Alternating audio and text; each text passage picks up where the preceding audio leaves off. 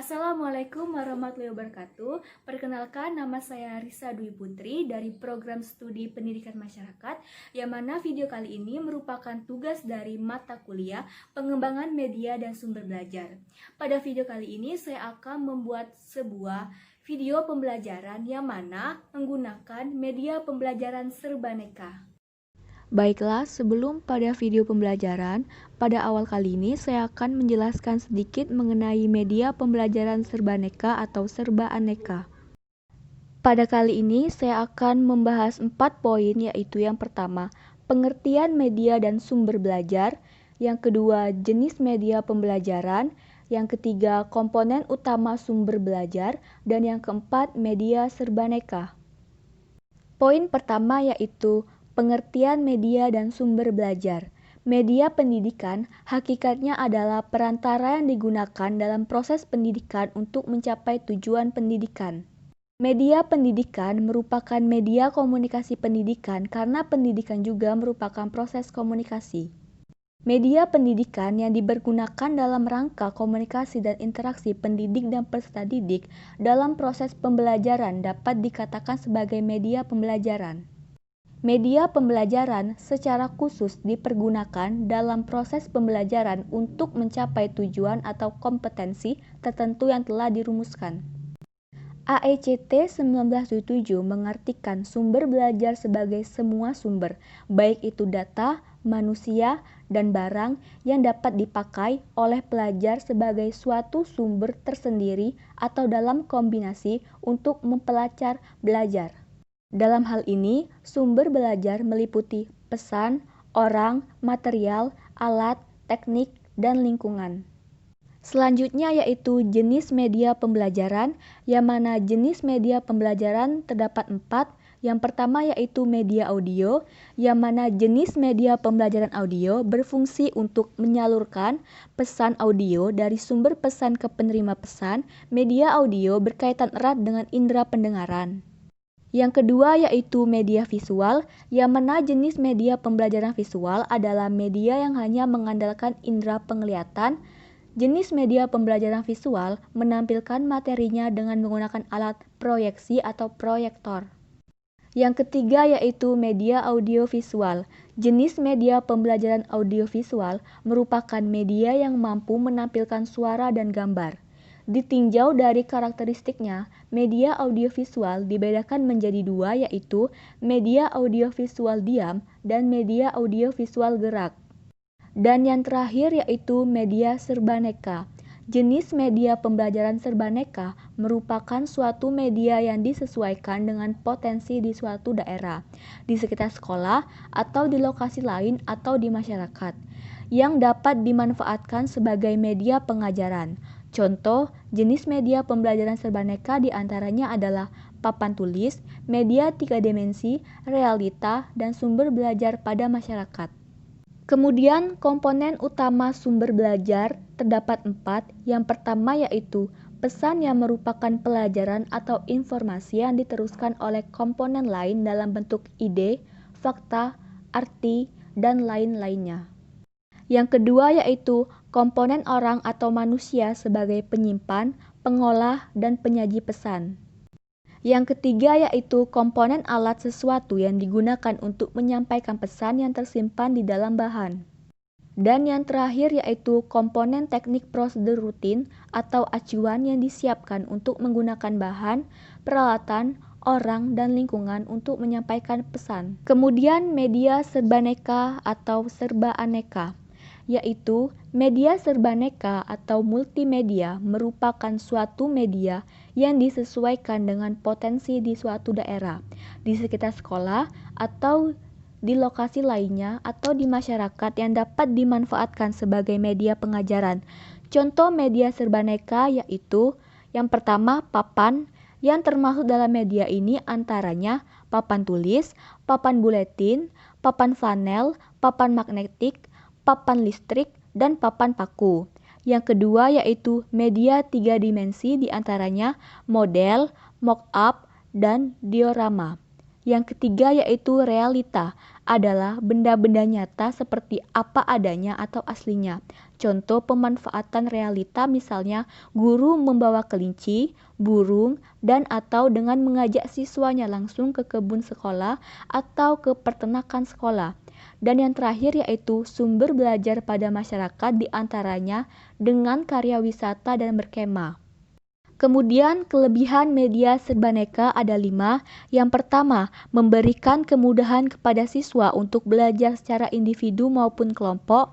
Yang kedua, memberi kemudahan bagi guru dalam menyampaikan materi. Media serbaneka juga memberi rangsangan yang cukup besar dalam meningkatkan motivasi belajar siswa. Yang ketiga, dapat digunakan secara individu sehingga siswa lebih leluasa dalam pengerjaannya. Yang keempat, tidak membutuhkan waktu yang lama dalam mengerjakan media ini, dan yang terakhir yaitu bersifat interaktif sehingga siswa langsung mendapatkan feedback atau balikan dari media pembelajaran ini. Berikut ini merupakan foto dari media serbaneka yang akan saya gunakan pada video pembelajaran kali ini. Siap, beri salam.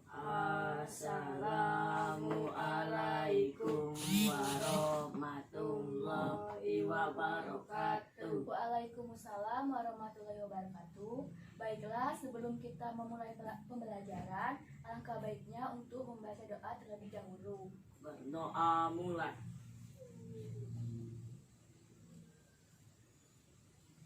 Berdoa selesai. Baiklah, pada bab klasifikasi makhluk hidup, kita akan mempelajari 4 hal. Yang pertama yaitu karakteristik benda tak hidup, kemudian karakteristik makhluk hidup, klasifikasi makhluk hidup, dan macam-macam makhluk hidup dengan klasifikasi 5 kilo. Kemudian pada bab ini juga Ibu akan menjelaskan mengenai kompetisi dasar apa yang akan kalian dapat melalui bab klasifikasi makhluk hidup. Ada 2. Yang pertama yaitu mengklasifikasikan makhluk hidup dan benda berdasarkan karakteristik yang diamati, dan menyajikan hasil pengklasifikasian makhluk hidup dan benda di kelas kita berdasarkan karakteristik yang diamati. Kemudian metode kali ini, metode yang akan Ibu pakai yaitu metode literasi dan ceramah, yang mana metode literasi yaitu Ibu mempersilakan kalian untuk membaca terlebih dahulu materi pada bab ini. Kemudian Ibu akan menuliskan apa saja penjelasan-penjelasan dari 4 macam yang akan dipelajari ini. Kemudian Ibu akan menceramahkan kepada kalian. Setelah Ibu selesai menjelaskan kepada kalian, Ibu akan meminta kalian untuk merangkum apa saja materi yang telah kalian dapatkan pada bab kali ini. Apakah Rahman atau Helmi mempunyai buku ini? Tidak ada. Tidak ada. Baiklah, kalau tidak ada, pada awal ini Ibu akan mempersilahkan kalian untuk membaca terlebih dahulu mengenai materi klasifikasi makhluk hidup, yang mana Ibu memberi kalian waktu selama 30 menit untuk membaca dan memahami tentang materi kita kali ini. Kemudian setelah itu Ibu akan menerangkan apa sih klasifikasi makhluk hidup itu. Ini Helmi. Dulu ya.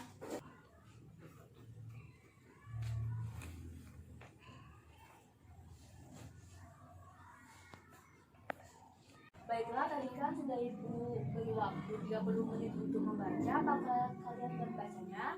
Sudah. Baiklah, jika sudah, di sini Ibu akan menjelaskan mengenai 4 hal yang tadi yang di awal sudah kita jelaskan mengenai 4 macam materi yang akan kita bahas. Yang pertama yaitu karakteristik benda tak hidup. Dapat di sini kita lihat dengan jelas karakteristik benda tak hidup itu ada 3. Yang pertama tidak dapat bergerak. Yang kedua, ini apa? Bacakan. Tidak dapat mempertahankan jenisnya. Apa? Tidak mengadakan Metabolisme. Tidak mengadakan metabolisme. Ya, jadi 3 hal tersebut merupakan karakteristik benda tak hidup. Siapa di antara Helmi atau Rama yang dapat memberikan 1 contoh benda tak hidup? Ya, Helmi duluan apa? Batu. Rahman? Kayu. Ya, batu ataupun kayu merupakan benda tak hidup. Yang mana meskipun contohnya batu, jika batu kita pindahkan, itu termasuk bergerak bukan? Bergerak kan? Bergerak. Kemudian juga kayu jika kita pindahkan, itu termasuk bergerak bukan? bergerak. Nah, tetapi bergerak yang terjadi antara batu dan kayu merupakan gerakan yang dibuat atau dibantu oleh manusia. Jadi, batu dan kayu tidak termasuk benda hidup. Dapat kita ketahui melalui penjelasan tadi bahwasanya batu dan kayu merupakan benda tak hidup. Kemudian yang B yaitu karakteristik makhluk hidup ada 8. Helmi bacakan dari nomor 1 sampai 4, kemudian Rahman nomor 5 sampai 8. Helmi? Bernapas, bergerak, memerlukan nutrisi, peka terhadap rangsangan. Bagus. Kemudian Rahman? tumbuh dan berkembang, mengeluarkan zat siksa, berkembang baik, Biak. Berkembang biak. Adaptasi. Ya, 8 tersebut bernapas, bergerak, mengeluarkan nutrisi, peka terhadap rangsangan, kemudian tumbuh dan berkembang, mengeluarkan zat sisa, berkembang biak, dan adaptasi itu merupakan karakteristik atau ciri-ciri dari makhluk hidup. Apa sih contoh makhluk hidup itu? Helmi apa contoh makhluk hidup? Manusia. Betul, Rahman? hewan, Betul. Hewan dan manusia termasuk makhluk hidup. Satu lagi yaitu tumbuhan. Hewan, tumbuhan, dan manusia itu merupakan makhluk hidup. Dapat kita ketahui melalui penjelasan tadi bahwasanya batu dan kayu merupakan benda tak hidup. Kemudian yang B yaitu karakteristik makhluk hidup ada 8. Helmi bacakan dari nomor 1 sampai 4, kemudian Rahman nomor 5 sampai 8. Helmi? Bernapas, bergerak, memerlukan nutrisi, peka terhadap rangsangan. Bagus. Kemudian Rahman? tumbuh dan berkembang, mengeluarkan zat siksa, berkembang baik, Biak. berkembang biak, Adaptasi. Ya, 8 tersebut bernapas, bergerak, mengeluarkan nutrisi, peka terhadap rangsangan, kemudian tumbuh dan berkembang, mengeluarkan zat sisa, berkembang biak, dan adaptasi itu merupakan karakteristik atau ciri-ciri dari makhluk hidup. Apa sih contoh makhluk hidup itu? Helmi apa contoh makhluk hidup? Manusia. Betul, Rahman? hewan, Betul. Hewan dan manusia termasuk makhluk hidup. Satu lagi yaitu tumbuhan. Hewan, tumbuhan, dan manusia itu merupakan makhluk hidup yang mana mereka melakukan 8 hal ini. Baiklah, di sini Ibu akan menjelaskan sedikit mengenai dari 8 karakteristik makhluk hidup ini. Bernapas, tentunya kita udah tahu kan apa itu bernapas kan? Bernapas yaitu proses menghirup oksigen dan mengeluarkan karbon dioksida. Nah, itu yang disebut dengan bernapas. Kemudian bergerak. Bergerak itu apa sih? Bagaimana contoh bergerak? Coba Helmi contohkan bergerak itu bagaimana apa? Seperti apa bergerak? Jalan bergerak. Kayak gini, bergerak bukan? Nah, itu bergerak. Kemudian yang nomor 3 yaitu memerlukan nutrisi. Memerlukan nutrisi pada manusia itu siapa yang tahu? Contohnya seperti apa sih memerlukan nutrisi pada manusia? Helmi? Makan. Betul. Rahman? Minum. Oke. Makan dan minum merupakan salah satu cara manusia dalam memerlukan atau mencukupi nutrisinya untuk bertahan hidup. Yang kemudian yang nomor 4 yaitu peka terhadap rangsangan. Kalian tahu nggak sih apa yang dimaksud dengan peka terhadap rangsangan itu? Tidak tahu. Rahman tahu nggak? Tidak tahu. Baiklah, jika kalian belum tahu mengenai apa yang dimaksud dengan peka terhadap rangsangan itu, Ibu akan memberikan salah satu contohnya, yaitu misalnya Helmi disuruh ibunya mengambilkan air panas di cangkir, tetapi tidak sengaja Helmi mengenai airnya itu ke tangannya. Maka apa responnya Helmi ketika air itu mengenai tangannya? Aduh, ya, bagus. Baiklah, itu tadi merupakan contoh peka terhadap rangsangan yang dialami oleh manusia. Ibu akan memberikan satu contoh peka terhadap rangsangan yang dialami oleh tumbuhan, yaitu pada tumbuhan putri malu. Kalian tentunya udah tahu kan apa itu tumbuhan putri malu? Tahu nggak? Tahu kan? Tumbuhan putri malu itu apabila kita sentuh daunnya, maka tumbuhan tersebut akan tertutup. Bagus, Rahman. 2 contoh yang dialami makhluk hidup tersebut, yang mana ketika terkena air panas kita bilang aduh, ataupun ketika lapar dan haus kita akan makan dan minum, dan pada tumbuhan putri malu apabila kita sentuh akan menutup, itu semua merupakan contoh peka terhadap rangsangan yang dialami oleh makhluk hidup. Kemudian tumbuh dan berkembang. Apa yang kalian pikirkan ketika mendengarkan kata tumbuh dan berkembang? Helmi? Umur lebih tua. Ya, umur lebih tua atau umur bertambah. Rahman? Bertambah tinggi badan. Baik, bagus. Umur bertambah tua ataupun bertambahnya tinggi badan itu merupakan ciri atau karakteristik dari tumbuh dan berkembang pada makhluk hidup. Kemudian yang nomor 6 yaitu mengeluarkan zat sisa. Apakah contoh mengeluarkan zat sisa tersebut? Helmi? Membuang air besar, benar. Rahman? Membuang air kecil. Membuang air kecil, benar. Selain tersebut, apalagi sih yang dimaksud dengan mengeluarkan zat sisa? Ada yang tahu? Ada yang tahu? Tidak tahu, baiklah. Membuang air besar ataupun membuang air kecil itu merupakan contoh dari mengeluarkan zat sisa. Selain dua hal tersebut, contoh dari mengeluarkan zat sisa yaitu adalah mengeluarkan keringat. Kemudian nomor 7 yaitu berkembang biak. Apa sih yang dimaksud dengan berkembang biak itu? Helmi? Tidak tahu? Tahu. Rahman? Tidak tahu. Tidak tahu. Baiklah, kita lihat saja. Kalian ini merupakan hasil dari perkembangbiakan. Jadi berkembangbiak itu adalah yang dilakukan pada hewan ataupun manusia, yaitu suatu cara untuk memperbanyak keturunan yang mana dilakukan guna untuk melanjutkan atau meneruskan generasi. Yang mana dilakukan pada hewan itu gunanya untuk agar hewan tersebut tidak cepat punah. Kemudian yang 8 yaitu adaptasi. Baiklah, kemudian yang C itu klasifikasi makhluk hidup. Rahman baca nomor 1 sampai 3, Helmi nomor 4 sampai 6. Tujuan dasar sistem. Tingkat takson. Tata nama makhluk hidup. Kunci determinasi. Baiklah, itu tersebut merupakan klasifikasi makhluk hidup. Baiklah, yang kedua yaitu kingdom protista. Kingdom apa? Protista. Bagus, kingdom protista. Baiklah, mungkin tadi sudah Ibu juga jelaskan mengenai 4 hal pokok pada materi klasifikasi makhluk hidup.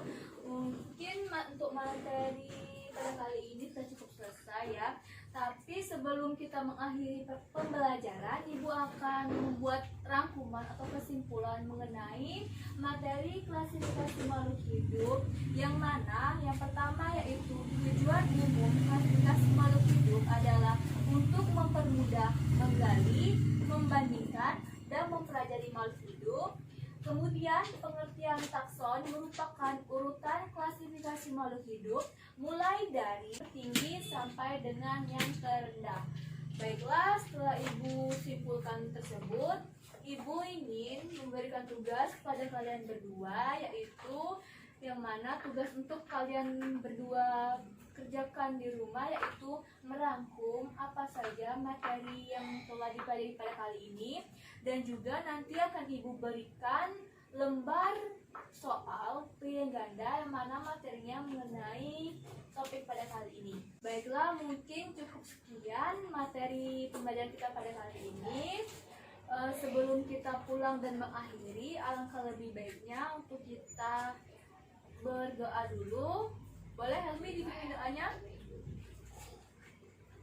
Berdoa mulai. Doa selesai.